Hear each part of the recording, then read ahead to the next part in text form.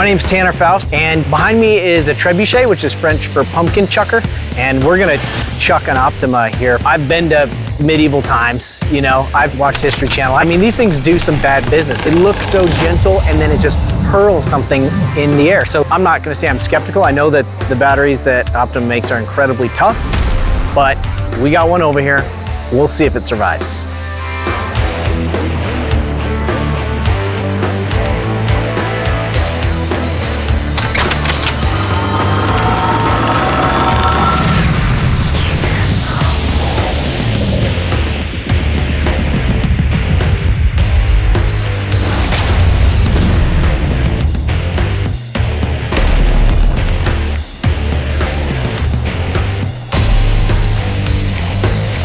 I don't know. It was in the air for a while, and that case is beat up.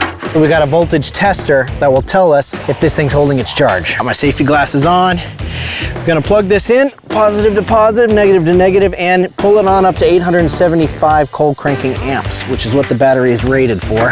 I can't even believe it's got any juice, and it's holding in the green. 100%. Unbelievable. I guess I'll just take it home then. 24 hours ago, we threw this Optima battery. Today, we're gonna see if it'll start Optima Jim's 7.4 liter V8. Give it a shot, don't even need to pump the gas, should start right up. Here we go. Unbelievable. What?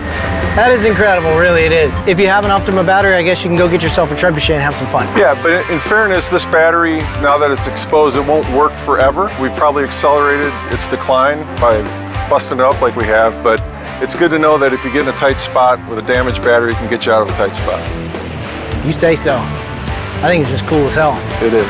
Awesome, thanks. Thank you.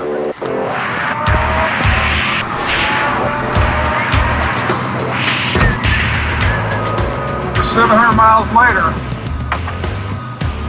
still the same battery."